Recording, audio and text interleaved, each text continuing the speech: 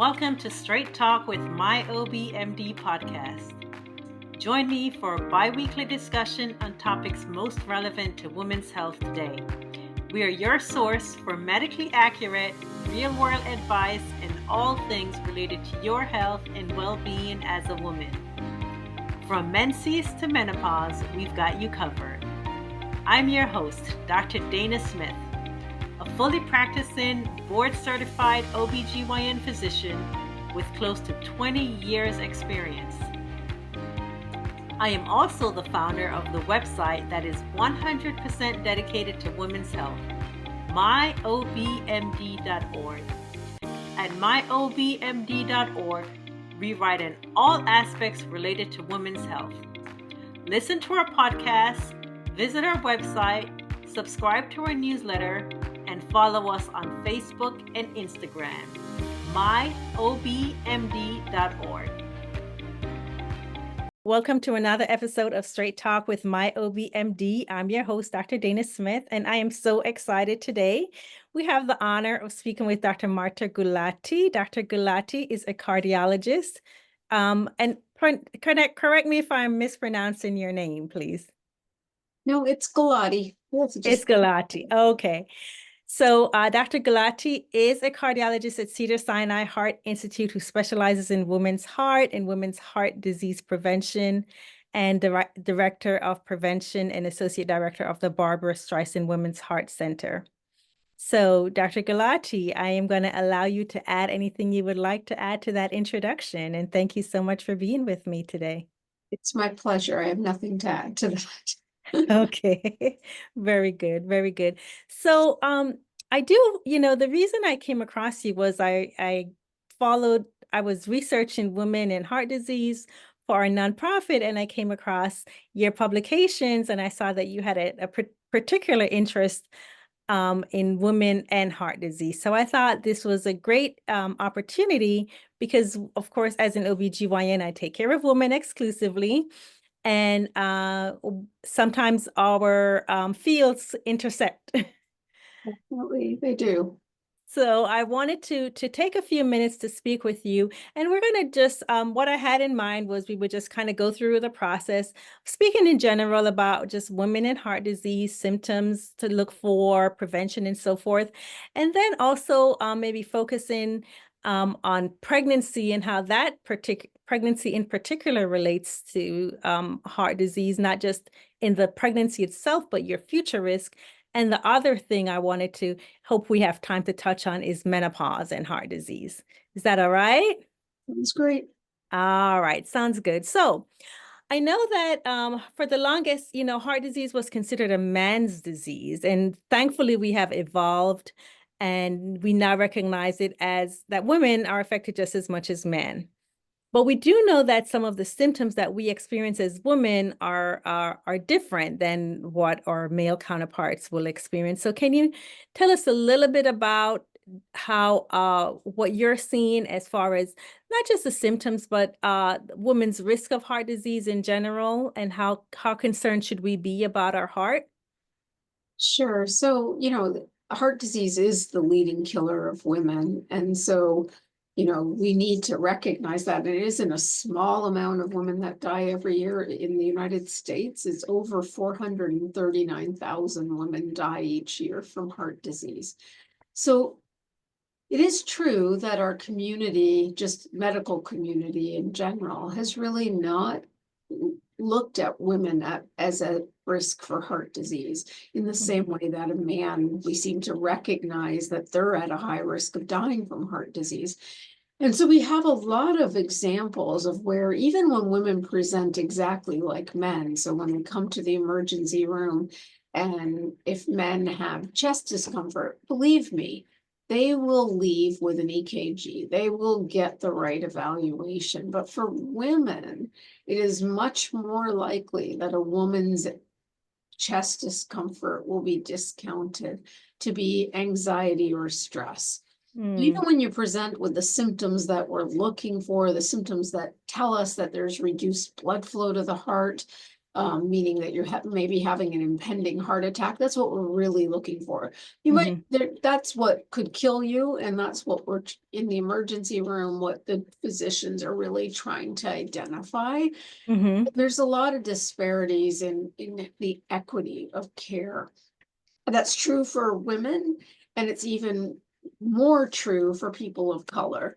Meaning that if somebody is from a different race and a woman, gosh, you're really at a high chance of your symptoms being ignored. It is true, though, that there may be differences in symptoms. The commonest symptom, though, that occurs in both men and women that's important to recognize and have evaluated is if you have chest pain or chest discomfort, that's common to both men and women. It actually occurs in about 90% of women and 90% of men. But the difference for women compared to men is that women often have 3 or more additional symptoms with that chest discomfort. And those other symptoms might be more more important to that patient, meaning they might recognize that, yes, I have some chest discomfort, but actually the bigger issue for them might be jaw pain or neck pain or shoulder pain. They may feel short of breath. They may feel nauseous, like they're going to throw up. They might even feel like it feels like reflux, but it's new to them. And it may feel like profound fatigue, not the fatigue that we all feel all the time. We don't get enough sleep or whatever, but sort of a new onset fatigue that makes it very hard to do anything. And that can be a symptom of an impending heart attack. So again, for women, I don't think that they don't have chest discomfort, but I just think that they present differently. They report their symptoms, are much more likely to be more descriptive about their symptoms. And when we wrote the chest pain guidelines, which I had the honor of chairing those guidelines, we actually wrote very clearly in there to understand first that women are at risk for heart disease, to just basically make that statement so that the medical community is more prepared, I guess, for when women walk in. But secondly, to also understand that women are more likely to present with those other accompanying symptoms, and to be recognizing them, recognizing that that could be heart disease and they need to be evaluated. So what I'm hearing you saying is that the patient, the lady may go in and she has the chest discomfort, but she also has these other confluence of symptoms.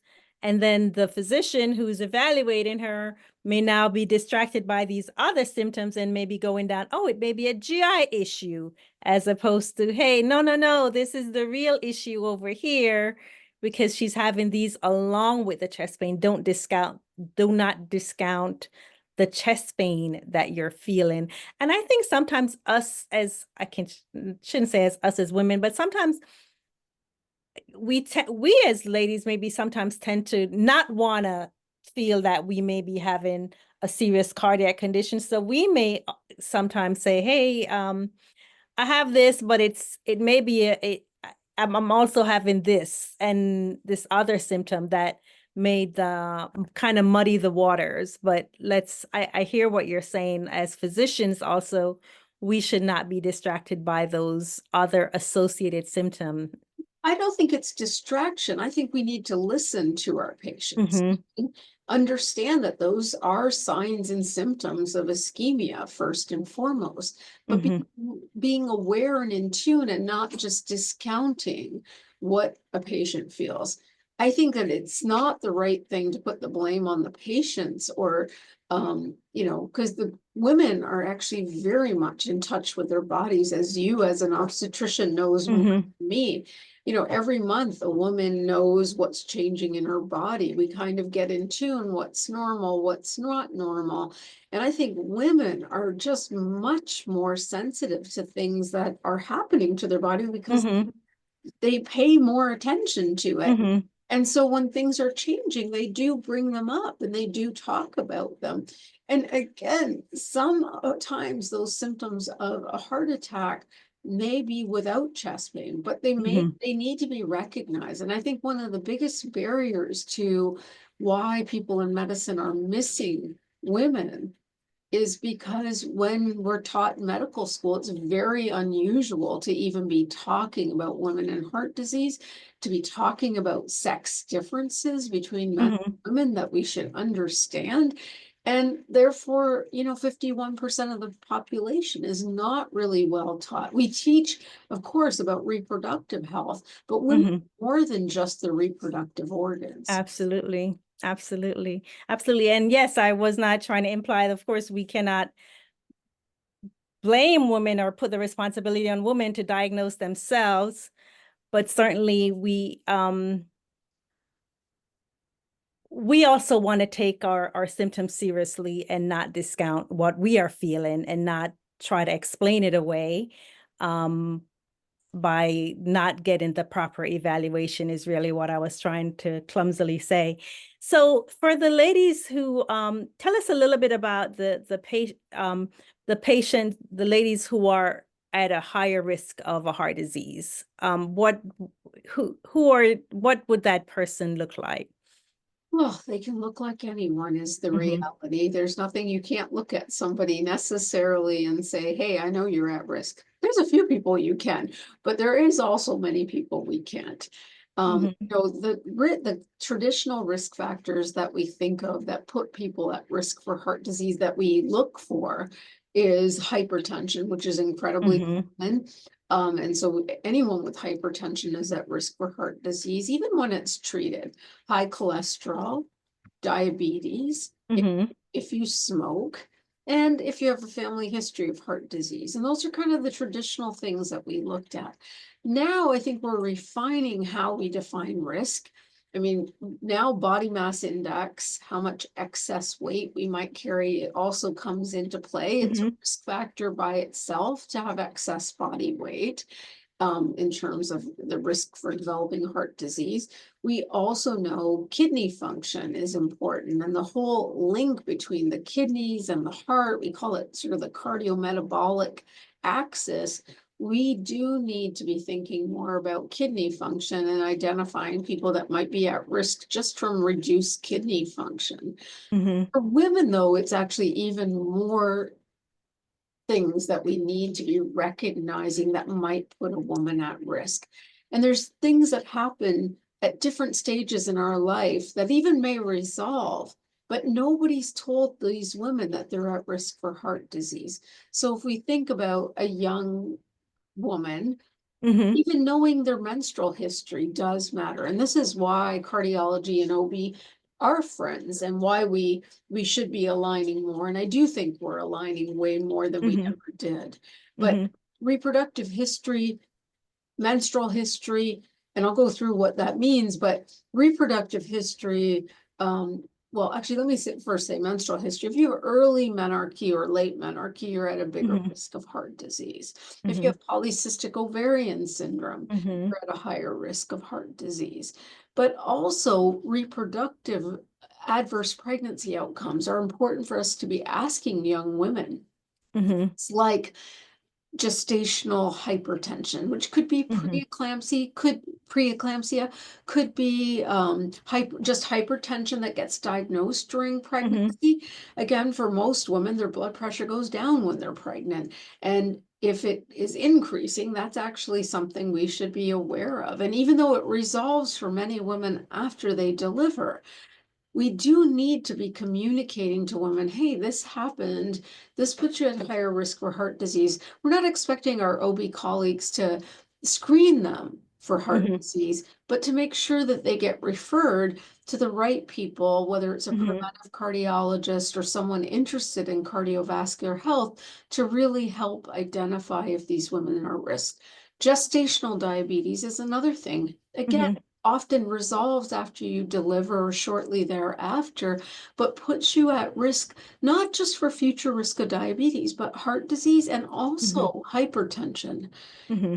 Additionally, having a baby that's small for gestational age puts a woman at higher risk for heart disease and preterm birth. And so all of those need to be told to a woman, look, yes, you and your baby are fine now. Yes, your baby came early. But know that that's a marker for heart disease, and you should be talking with someone about your cardiovascular risk. And it's Mm-hmm. not a one-time thing either. It's really something we should be talking about every year because risk factors change over our lifetime. And I know that some people might be saying, well, if I have those, that's going to cause heart disease when I'm older, meaning in my 70s or 80s. But no, that's actually not the case. Mm-hmm. Those people that have had those adverse pregnancy outcomes, they're at risk for heart disease in the next 10 years.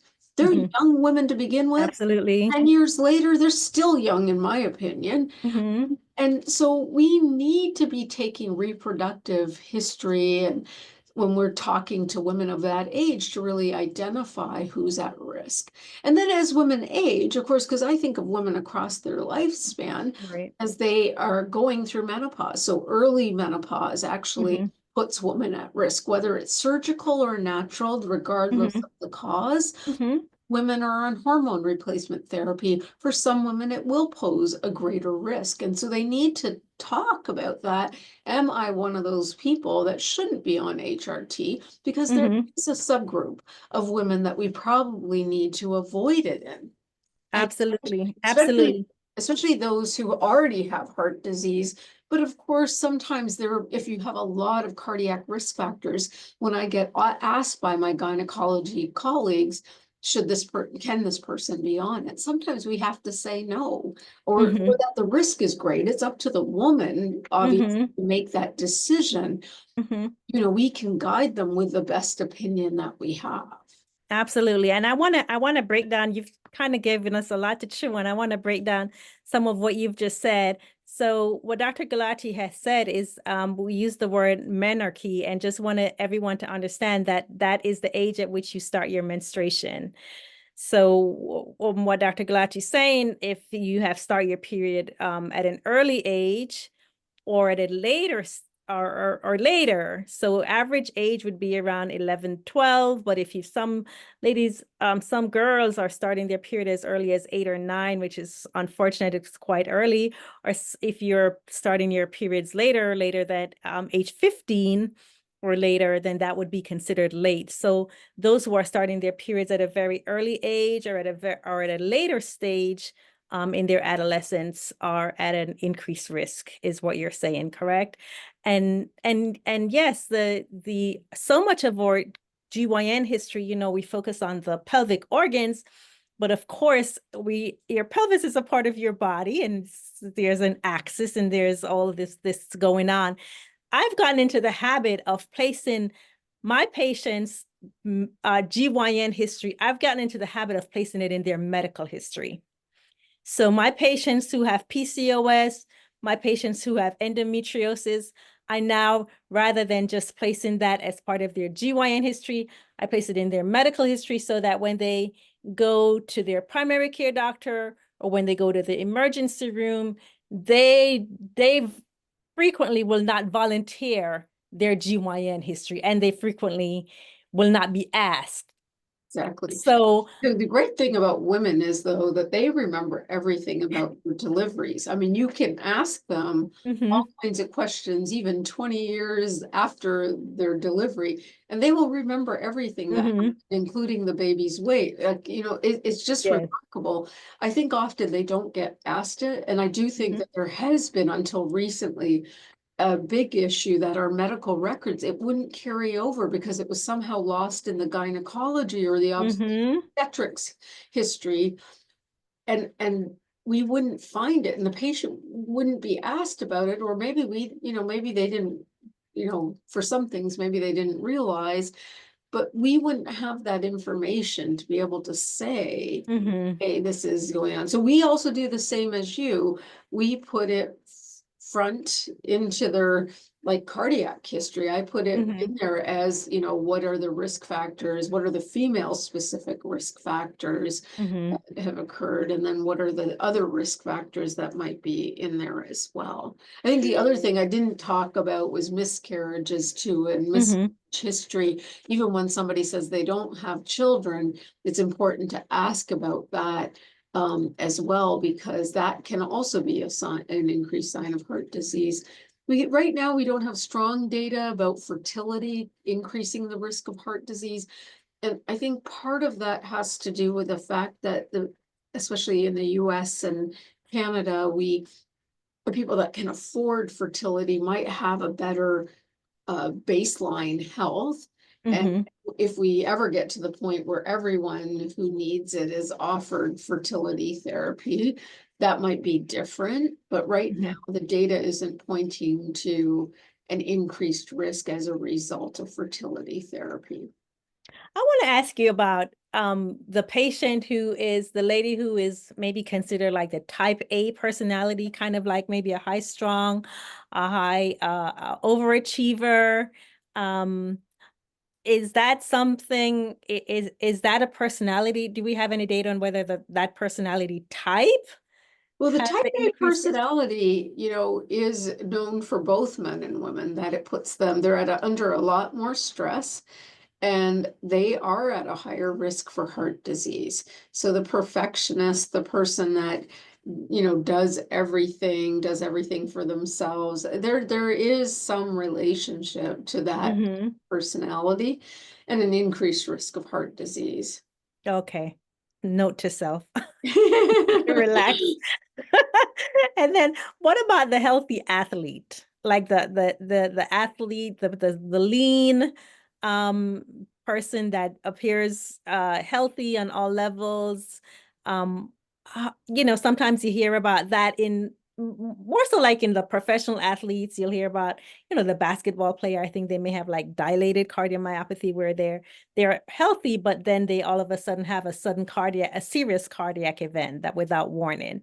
Yeah, so that usually when we're talking about those professional athletes or college athletes, when we hear those stories, often, not always, but often they have something called hypertrophic cardiomyopathy, which Mm-hmm. actually fortunately or unfortunately, but for women, fortunately, doesn't occur as often Mm. in women, Okay. does occur more often in men. Not to say that it can't happen. And if you have Mm-hmm. a family history of sudden cardiac deaths, you know, it's important to be evaluated because that might have been the one reason. And that's why family history is just so important to know. Mm-hmm. But what we worry about in athletes, and I take care of quite a few athletes, often they think they're so healthy that there's no way they could have heart disease. And so treatable conditions like high blood pressure actually Mm-hmm. occur, and they're like, but I run every day, like how Mm-hmm. they don't want to take medication because they're like, they think they're eating right, they're doing it. Mm-hmm. I always have to spend a long time convincing them that they truly have hypertension and that actually it's so common. Once we hit the age of 45% of people have hypertension. That Mm-hmm. and as we get older, it just gets greater. And so, Mm-hmm. yes, lifestyle matters. Yes, being active matters. But sometimes genetics just drives higher Mm-hmm. pressure. Same with cholesterol. We can't look at you. You can be thin, you can be lean, and you can have high cholesterol. Mm-hmm. So, and even when you're eating very well, that Mm-hmm. can sometimes be that you can't clear the LDL cholesterol out, and therefore you have high cholesterol. And Mm-hmm. so I think it's so important that people know and get these things screened and understand it's not their fault. I think there's a lot about heart disease compared with any other medical condition that people think we're blaming them, that we're blaming Mm-hmm. weight, we're blaming their cholesterol, their blood pressure. There's no blame. Those same risk factors, just FYI, are similar risk factors for something like breast cancer. We don't Mm-hmm. blame people for getting breast cancer. Why are we blaming anyone for heart disease? Really Mm-hmm. not. There's a Mm-hmm. lot to do with genetics, and there's also part to do with lifestyle, but Mm-hmm. it's never like life is hard. We all go through things. We all are brought up with our cultural backgrounds that might Mm-hmm. introduce healthy foods or not so healthy foods. We all turn to food as a source of celebration, but also a source of comfort. There's a lot of different things that that Mhm. affect our weight, we are never blaming people, and nor should a person living with heart disease think that it's their fault. But Mhm. what everyone should know is that heart disease is incredibly preventable. We can Mhm. prevent over 80% of heart disease. The problem is that we do everything too late. In the United States, we are very good at taking care of sick people, Mhm. not so good at preventing. We are And tell us about some of those lifestyle factors that may go into prevention. Yeah, so I mean, regular exercise, for Mhm. women, we do recommend performing 150 minutes of Mhm. moderate to vigorous exercise daily. That just means things like walking at a brisk pace or even higher. So you Mhm. do more than that, 30 minutes a day, at least 5 days a week. Mhm. Moving our bodies matters so much. It can help with cholesterol. It definitely helps with high blood pressure. It reduces diabetes. Mhm. So and helps keep our weight steady. Or sometimes if you're trying to lose weight, if you do more exercise, it can help you lose weight. So I think that exercise is a key component that everyone needs to put into their life, and that can be as simple as moving. I know a lot Mhm. of people will say, I don't really like going to the gym, I don't like doing this. Can you walk? Can you put on a pair of Mhm. shoes and go Mhm. somewhere? Can you walk after your meals? If you sit a lot like I do during the day, can you every hour get up and do, 10 squats?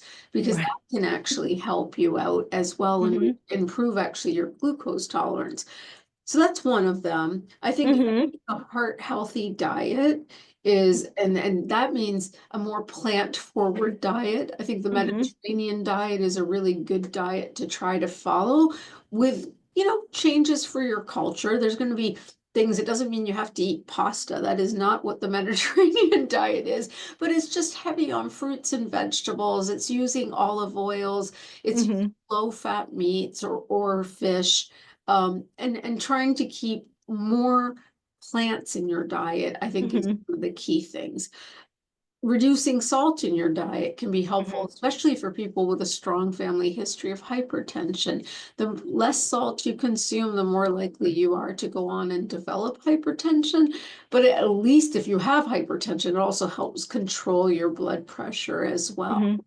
One Mhm. thing that women don't get enough of that would really help their hearts is getting sleep. Sleep Mm. is part of, the essential eights that we all need. And, trying to get somewhere between 7 to 8 hours of sleep a night is actually beneficial to the heart. Less than that, Mhm. more than that, both are associated with increased cardiovascular risk. But Mhm. in our society, we take a lot of pride in how little sleep we get, and I think Yeah. we need to really change that. Um, Mhm. I think that again, if you smoke, try to talk with your physician about ways you can quit. That's one thing that is if you smoke, that is the greatest risk for heart disease. Mhm. We Mhm. know it's hard to quit, but Mhm. there is things that we can do to help people quit. Right. Um, and I think the other thing is, weight is another thing, is managing your weight, trying to keep it steady through your life. Mhm. We know our weights go up and down, and for women, particularly after childbearing, it can be very hard to lose that weight. But talking with your physician, because actually we're in a better place now we're in 2025, and we have medications in addition to Right. lifestyle that can help Right. you if needed. And so there's not a failure. I think that weight gain is such a complex thing, Mhm. and I think it's always been very hard in our medical community to talk about weight. um, Again, the stigma. yes, but and as if we were calling our patients, you know fat or obese, Mhm.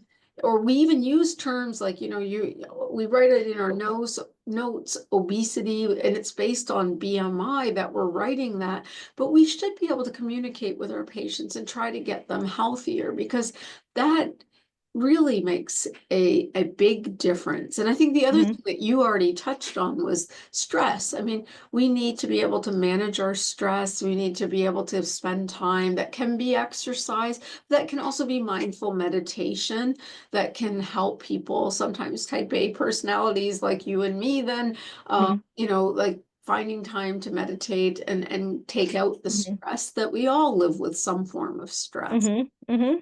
And I want to just kind of reflect on some of the really important points that you have made. One of which is the stigmata of the diagnosis, that the stigmata that sometimes comes along with the diagnosis.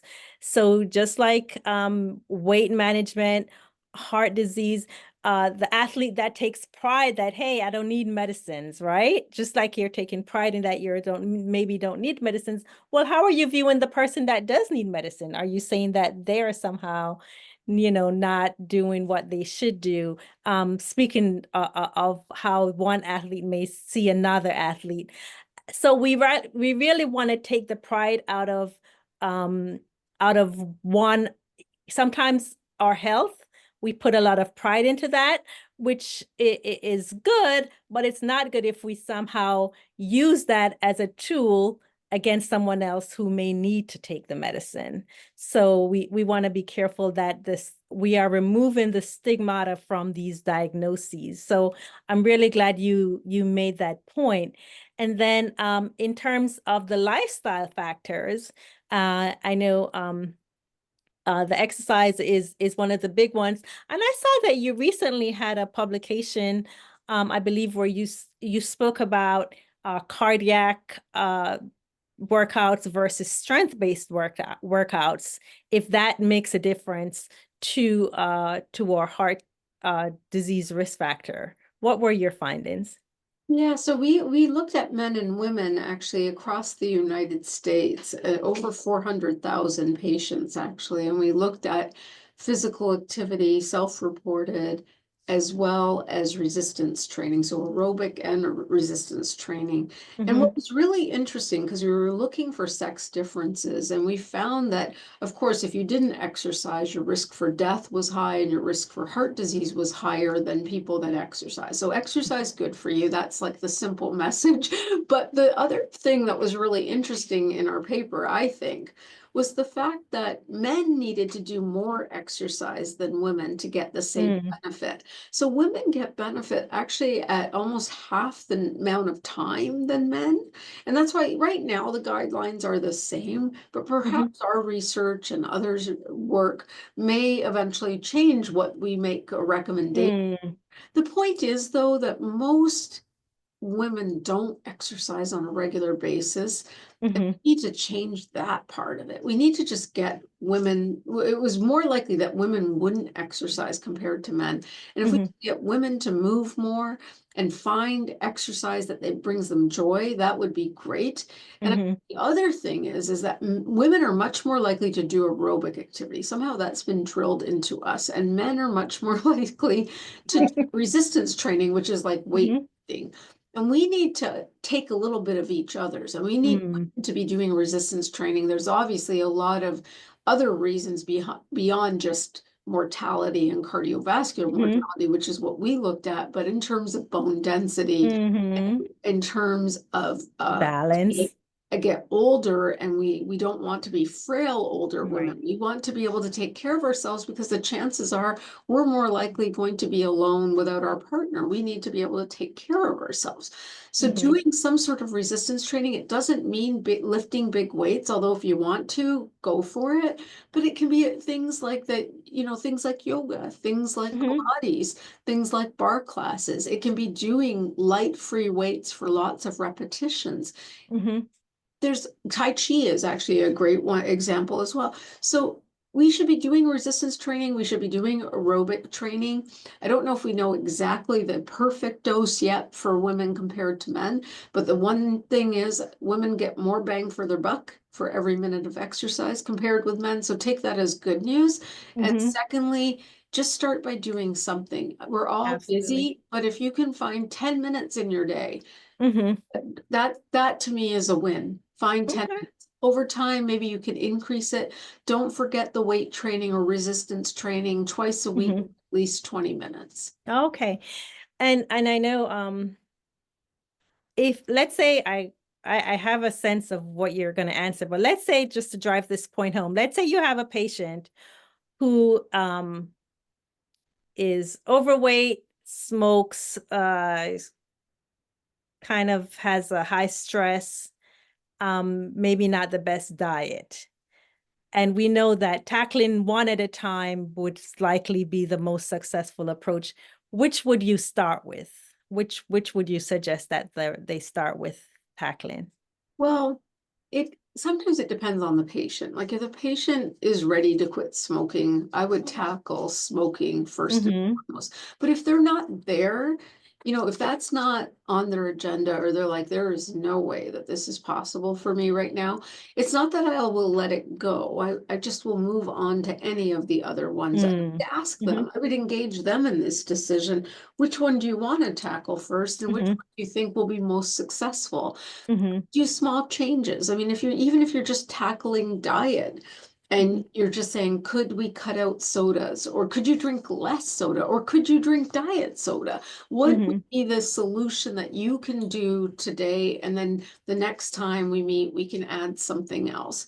So I think Mm-hmm. the patient will dictate a lot of that about which one. There's not one that's smoking is the only one that's probably the one that's most serious, but at the same point, if they're not ready to quit, they're not going to quit. Right. It has to be a So, shared decision. yeah, and then you Okay. lose them, because the big Mm-hmm. thing is if they don't feel like you heard them, Mm-hmm. they're probably not going to come back to you. Right. Because they're going to be like, oh, if they're going to just focus on my smoking and I'm not giving that up, Mm-hmm. we're never going to be partners at all. And I get it. Mm-hmm. And so we can talk about it and we should bring it up at every visit and say, hey, now, because over time I've learned when you connect with a patient and they become part of your family and Mm-hmm. you know them so well, over time they soften about things. They realize like you are just saying this over and over because you're Mm-hmm.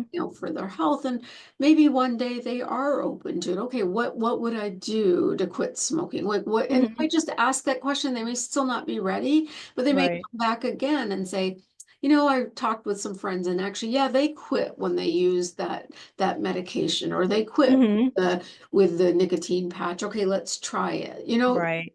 So we have, it depends on the person. I don't think there's one simple start with this first.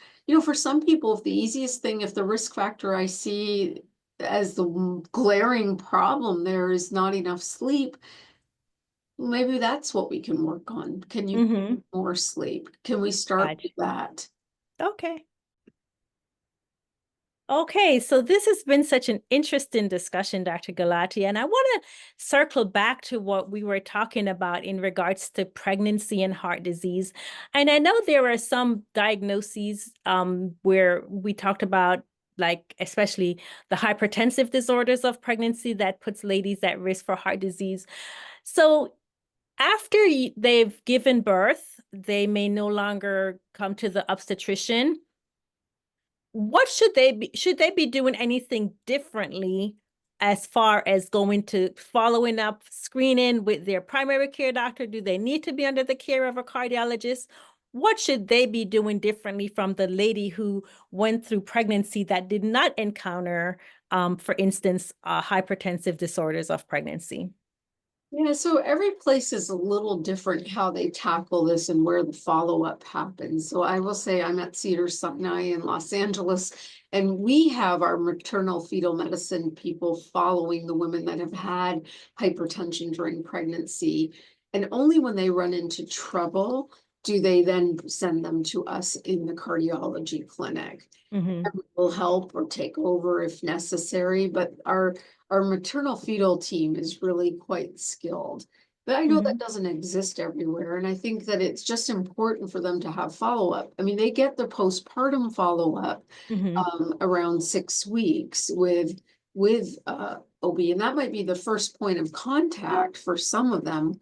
And then they do need to talk about, look, here's your future risk, and talk with your internist. Oh, you don't have an internist? Okay, get an internist, Mm-hmm. or send them to cardiology. I think it's okay to have that discussion And I think that us being partners with cardiologists and obstetricians being partners, there's a way to create a network that, okay, if we don't feel comfortable in doing that discussion, just find somebody that does feel comfortable in doing both the risk assessment and maybe taking over, because to some degree, people need to be followed because they have a high risk of developing hypertension as well as heart disease. So both of Absolutely. them need some amount of follow-up in the future. And it's such a great opportunity to hit the reset button, because there are so many changes that a lady has gone through in pregnancy, so many bad habits that they may have curbed. And so that is such a great opportunity at that postpartum visit to say, hey, you didn't think you could quit smoking, but you haven't smoked for these 10 months. And so you can continue not smoking. There's no reason to go back there. You can continue eating healthy. You can continue all these health habits that you have developed, especially in lieu of the fact that you had this experience in your pregnancy. So I think us at the postpartum visit, yes, that is an opportunity to do so much. And I think that the thing that I always tell the women, and they're very receptive at that point, is they've just had a baby and they're focused on that life and how can they be around for that. Mm, And they're much more willing, when they understand the risk. The problem is most of them hadn't been told the risk, but when they understand the risk, then they're like, okay, I need to know about my heart. And I wrote a statement with the ACOG group. I was the cardiologist. There was 2 obstetricians, and we wrote a presidential statement on the 4th trimester where we coined that term, the 4th trimester, not meaning really just the 3 months after you give birth, but actually that whole period. What are the things that we become aware of when these women who might have just come for their first medical visit as an adult once they were pregnant, we identify things that have happened, some that put their heart at risk, but some that are other important issues like postpartum depression. But how do we get these women to get the right care in that period of time, and understanding a woman is more than just a birthing vessel? I think that the sad part is, I think until, recently, we haven't really given women's health, as we already talked about, much importance. And it's like, okay, you've given birth, okay, on, and we need to do more than that. Absolutely. And lastly, just touching on the lady who is now at the menopausal stage of life and her cardiac risk. You spoke about how, excuse me, you spoke about how their pregnancy risk plays a role in their menopausal management options and the risk that they're now the medications, the hormone in particular, their risk factors for that. But in general, for during the menopausal stage of life, should they be doing anything differently in regards to their screening for heart condition, or making sure they're at a good cardiac maintenance? Yeah, and menopause is a great time to actually meet women, because not only are they seeking out care because things are changing, but also things are changing. And that means their blood pressure is going up. That is a time that we see a rise in blood pressure. That is a time that we see, for many women, cholesterol changes. We also see glucose changes, which put them at risk. The blood sugar levels put them at risk for diabetes. It's also a time where weight tends to increase in a lot of women. And that is obviously a big point of frustration, but it goes beyond that, because it can increase their risk of heart disease if their weight goes up too high. So it is a good time to really do a full assessment, see where things have changed, do a cardiac risk assessment so that they really know, are they at risk for heart disease? The other thing is that's a time, of course, many women might have questions about hormone replacement therapy, and determining, again, as we talked about, figuring out who it's safe for, who it might not be safe for. And so I think that's where we're partners again, like where we are joining forces. There's some things that only you guys can answer, and there's some things that only we can answer. And I think that that's why it's really nice that our communities are working more together and closer than we ever did before. And that excites me. I'm really pleased to see that. Dr. Marta Gulati, thank you so much for your time and your expertise and your care of all the ladies and making sure that our patients together, we can do a better job of making sure our patients stay heart healthy and live a longer, healthier life. Thank you so much for having me. I appreciate it. Thank you so much. Thank you for listening to another episode of Straight Talk with My OBMD podcast. To learn more about this topic, visit our website at myobmd.org. Subscribe to our newsletter, follow us on Facebook and Instagram. I can't wait to spend more time with you on our next episode of Straight Talk with My OBMD.